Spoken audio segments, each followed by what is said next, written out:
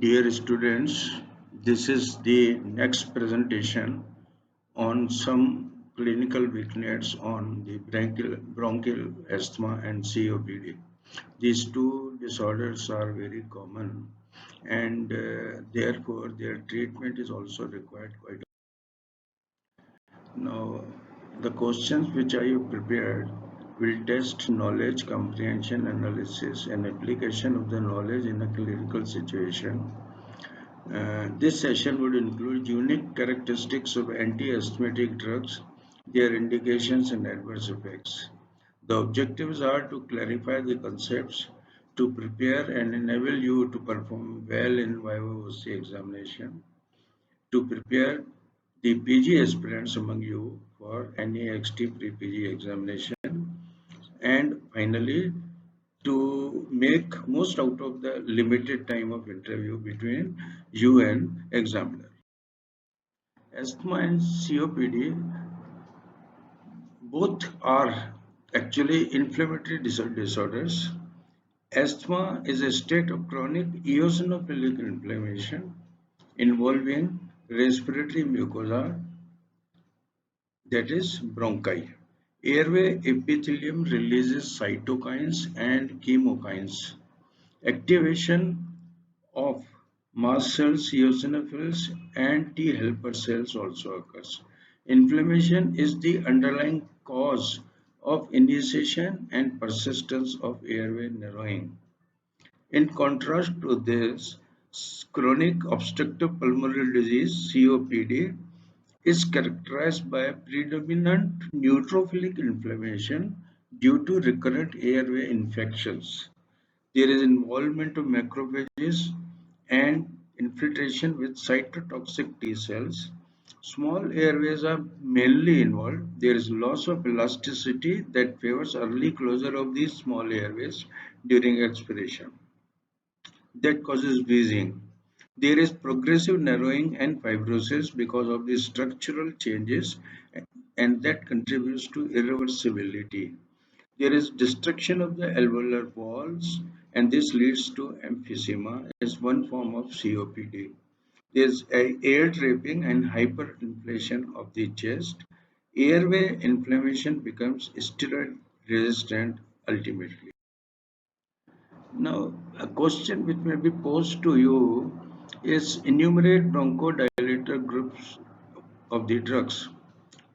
Now, the right answer would be there are three groups of drugs: adrenergic drugs, anticholinergic drugs, and direct acting drugs. So, among the adrenergic, there are beta 2 agonists, which are again classed as short acting beta 2 agonists, long acting beta 2 agonists, and very long or ultra long acting beta 2 agonists.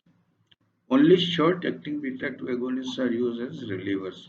Among the anticholinergic, the antimuscarinic drugs are used as short-acting SAMA, short-acting muscarinic antagonists, and they are actually relievers also. Long-acting muscarinic antagonists are known as LAMAs, and they include tiotropium, revifenacin, glycopyrrolate, and aclidinium. Currently, tiotropium is recommended for bronchial asthma, others are recommended for COPD. The third group is direct acting agents, methylxanthines, theophylline, and is analog aminophylline. There are large number of theophylline derivatives used orally for this purpose. Now the question on short-acting beta-2 agonists could be, what are the short-acting beta-2 agonists which act 4 to 6 hourly when given by inhalation or orally? Among these drugs is salbutamol, is levo derivative levosalbutamol. Mind you, salbutamol is also known as albuterol.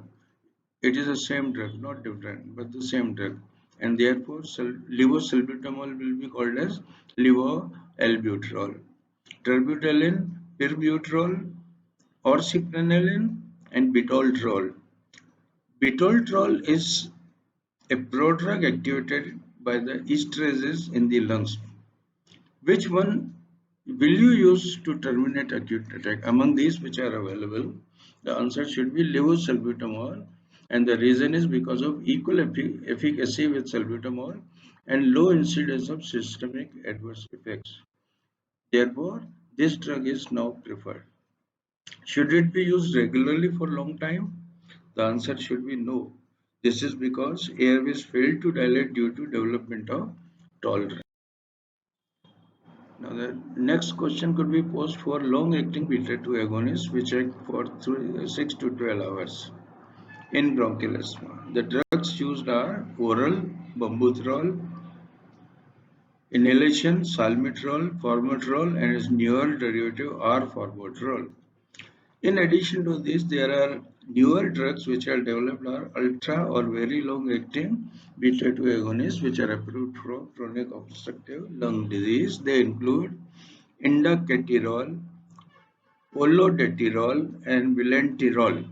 These three drugs are approved for the use in as a bronchodilators in COPD only.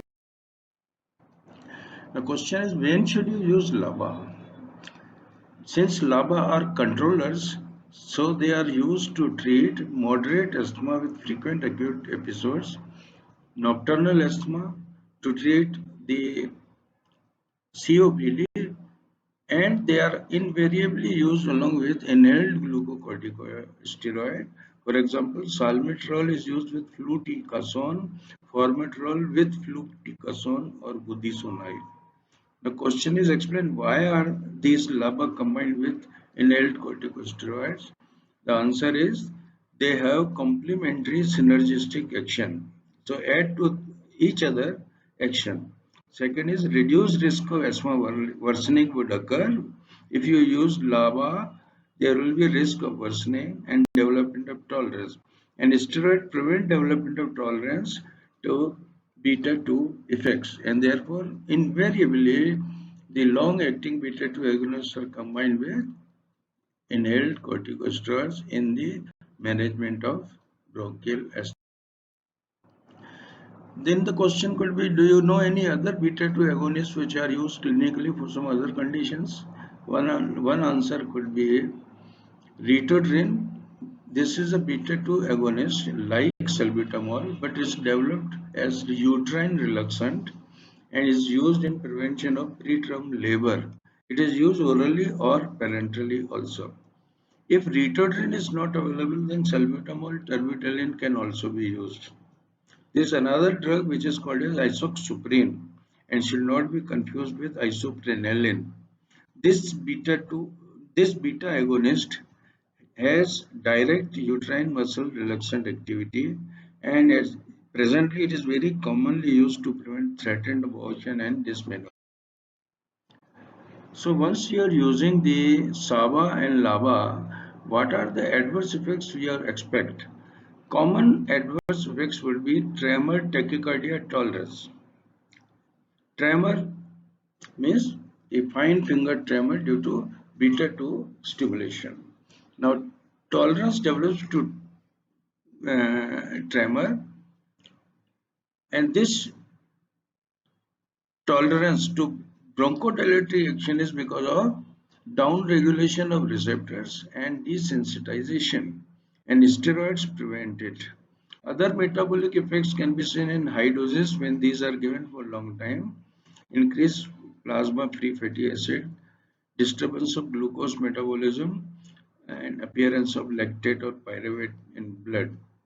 One unique adverse effect is electrolyte disturbance, hypokalemia, because of rapid inward movement of potassium into cell. And when there is bronchodilation, the ventilation perfusion mismatch may occur, particularly when LABA are given in the management of COPD. And therefore, some areas where bronchodilation occurs and perfusion doesn't occur. And there are other areas where blood flow is okay, but adequate bronchodilation is not there. So this condition may occur in COPD mostly. Now the question is, what causes tachycardia with beta-2 agonists? Three reasons purported are reflex cardiac stimulation due to arterial vasodilatation, peripheral arterial dilatation. Second is stimulation of atrial beta-2 receptors, and in high doses stimulation of SA node by beta 1 action. So all these will contribute to tachycardia. Which route of administration will you choose for LABA? Mostly patient will require inhalational route. The question would be asked, what are the advantages of this route? There are number of advantages which include increased pulmonary delivery, lower systemic absorption, reduction in the doses, so systemic adverse effects are less, there is rapid onset of action. So these are the advantages, and therefore you would see that most of the short acting and long acting beta 2 agonists are given by inhalation. Steroids are also given by inhalation. Now, what are the types of the inhalation devices? There are three devices: meter dose inhalation, dry powder inhalation, and nebulization. Now, nebulizers and other devices are of various types. That is more important. But what is more important from our viewpoint is what are the factors which determine the adequate pulmonary drug delivery. The particle size is the most important. A particle more than 5 micron get deposited into larger airways. Particle size less than 2 micron will be suspended in air and inhaled and exhaled, so it doesn't go down, and therefore only particle size between 2 to 5 micron would go deep into the airways, get deposited, and will have bronchodilatory action. Vehicle, earlier we used chlorofluorocarbon, but that produces ozone effect. So nowadays only HFA, hydroxyfluoride, is used, and that is considered to be safe. However, when HFA is used, the pulmonary systemic absorption is increased. Now, the most important thing is inhalation technique. When MDI is used, what communication will you make with patient for its proper use? The communication would include patient should learn hand breathe coordination, that is time of pushing the canister and inhalation, that is called as inhalation synchronization with push. Slow inhalation, 10-second breath holding, and slow acceleration are the right techniques for adequate pulmonary delivery. Now, there are modifications of the dosage forms, that is, use of breath actuated devices. When you inhale, it will open, or DGLRs, it will count, it will just deliver the required amount. Training for spacer use and gargles after use are again very important communicative instructions to the patient. Now, asthma triggers. What triggers asthma? What triggers asthma should be known. Large number of triggers are there. Allergens, viral infections, exercise, food, air pollutants, occupational factors, physical factors, gastroesophageal reflux disorder, stress, and many drugs. Now, when it comes to drugs, the question may be posed to you is, what drugs may precipitate asthma? The most important drug to consider here is aspirin. Others are D-tibocurarine, morphine, propranolol. We have already learned earlier that propranolol, a beta blocker which is non-selective, may worsen asthma. So this will cause asthma. D-tibocurarine, morphine, they release histamine, so may precipitate bronchospasm. Aspirin is unique in that. So what is the mechanism of the aspirin sensitive asthma? Aspirin in low doses inhibits cyclooxygenase pathway so that the prostaglandin precursors are diverted into lipooxygenase pathway. And here there is a diversion to form bronchoconstrictor cysteine leukotrienes, particularly LTB4, LTC4, LTD4, and LTE4. So there are bronchoconstrictor leukotrienes formed when aspirin is given. There is also reduction in formation of bronchodilatory prostaglandin PGE2. Normally PGE2 would inhibit the lipooxygenase pathway.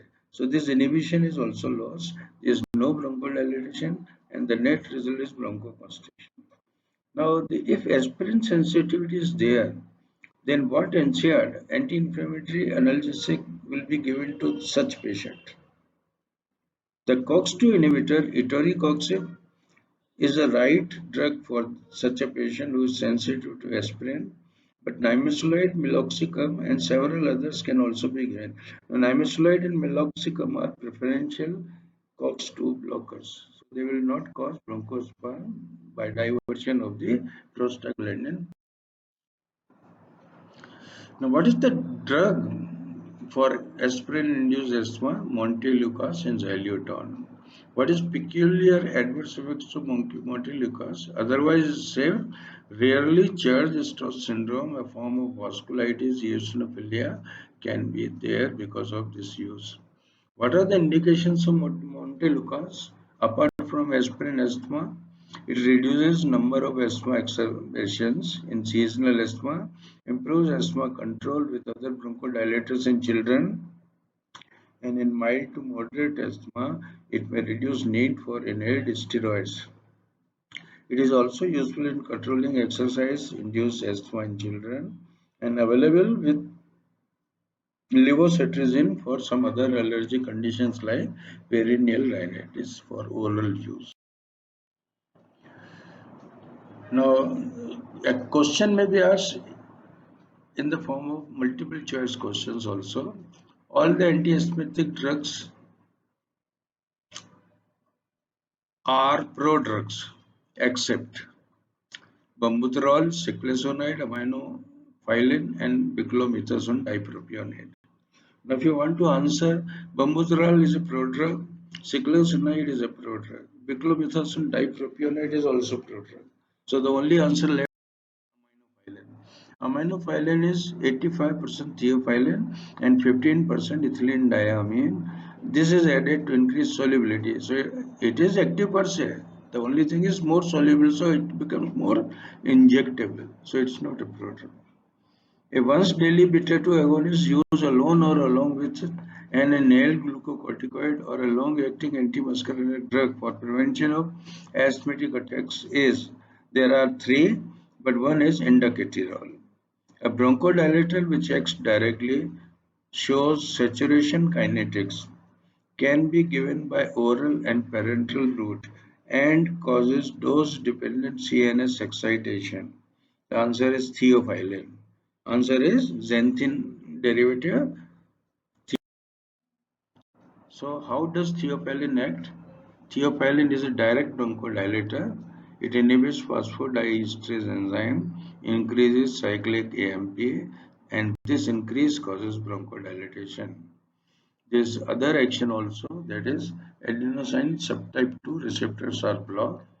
Adenosine causes bronchoconstriction, so there is a loss of bronchoconstriction. There is also reduced mediator release, improved mucociliary clearance, improved diaphragmatic contractility, and reduced air trapping in the alveoli, particularly in chronic obstructive lung disease. When should you use theophylline in bronchial asthma?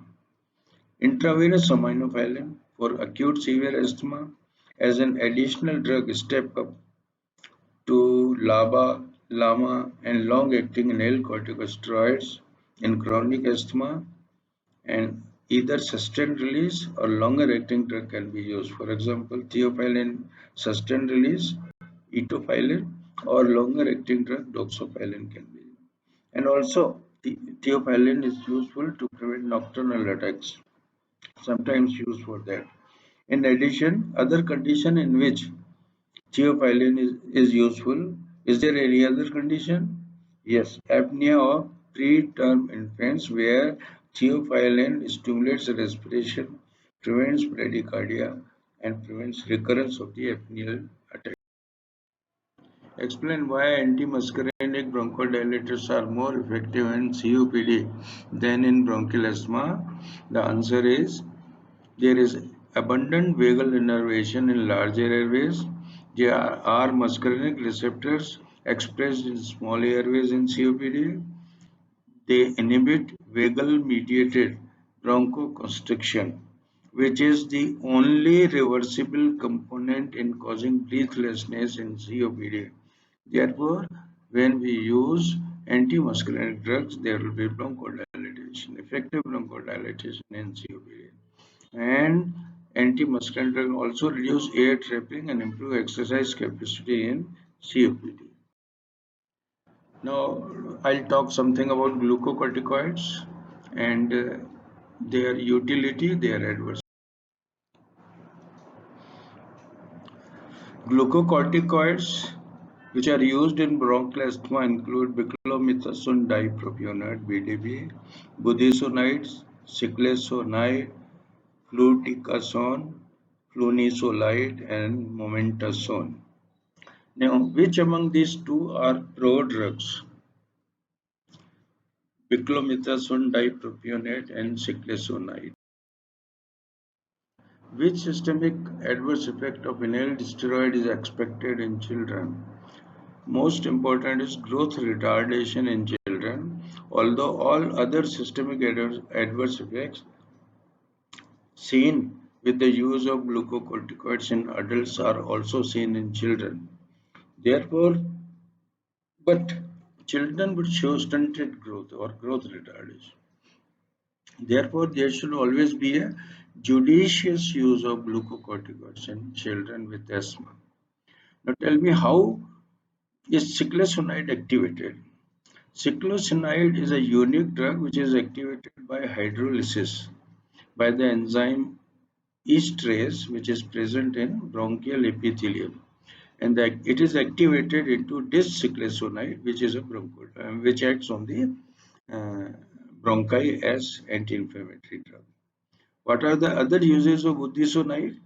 Budesonide nasal spray is used in rhinitis. Oral budesonide colon drug delivery system or retention enema is used in the treatment of ulcerative colitis and ileocecal Crohn's disease, and it has also been tried in early primary biliary cirrhosis with ursodeoxycholic acid. Explain why glucocorticoids are less effective in chronic obstructive lung disease. This is because airways respond poorly to glucocorticoids. This is because of resistance to anti-inflammatory actions. Higher doses are needed in severe COPD due to impaired activity of transcription system. That is, histone deacetylase is an enzyme that removes the acetyl group from histone proteins on DNA. Thus, transcription factors cannot be accessed uh, in on such DNA. So there is some form of resistance due to oxidative stress, and high dose may increase the risk of pneumonia because it will reduce the resistance, so infection would occur. And there is no effect on the disease progression and mortality when steroids are used. Therefore, inhaled steroids are less often used. Inhaled antimuscarinic drugs are more often used in COPD. Among the inhaled steroids, what are the common adverse effects? Hoarseness of voice, dysphonia, dry cough, and sore throat. Sore throat may be due to irritation or due to candidiasis because steroids get deposited on throat during inhalation with MDI or DPI. Now, systemic adverse effect occur even with the inhaled steroids when high doses, there is more than 600 microgram beclomethasone dipropionate or equivalent for others are used. Now, this higher dose would cause systemic effects, which will be just like other systemic actions, for example, osteoporosis, adrenal pituitary axis suppression, metabolic disarray, all can occur with this. How will you minimize these local actions? The local actions means hoarseness, sore throat, dry cough. Use of large volume spacers because spacers increase the deposition and slow the speed. Therefore, by slowing speed, there will be more pulmonary deposition rather than local deposition. Gargles are immediately after post inhalation, and use of nystatin or clotrimazole gel on the throat, on the pharynx. That will reduce candidal infection. Enumerate some drugs which are used for prevention of bronchial asthma. At least two groups are there: mast cell stabilizers, cromolyn sodium, and second is leukotriene pathway inhibitors. Now, mast cell stabilizer cromolyn is effective in allergic asthma in children and may also prevent exercise asthma. Is a slow acting drug useful only in mild and moderate, no role in acute attacks. It can also be used in allergic rhinitis and conjunctivitis. Ketotifen and nidokromol are other. Leukotriene pathway inhibitors are of two types: the lipooxygenase enzyme inhibitor xylitol. It has limited utility because of hepatotoxicity.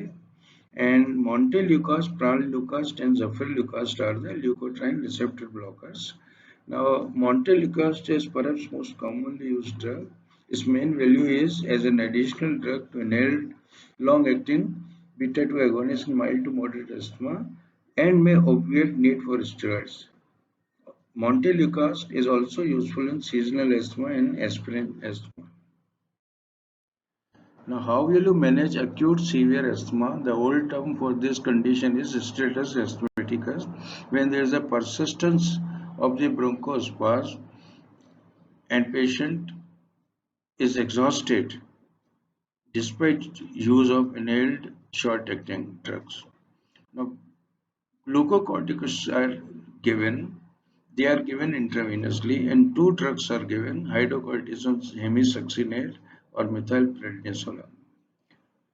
Now the question, are they quick acting? No, at all. Despite giving intravenously, they require 6 to 12 hours to act fully, and during this intervening time, nebulize salbutamol, terbutaline, oxygen, hydration, intravenous aminophylline, ipratropium, and all these are required. And when they are given in adequate doses, a patient is monitored in ICU, there will be rapid recovery so that glucocorticoids will be active.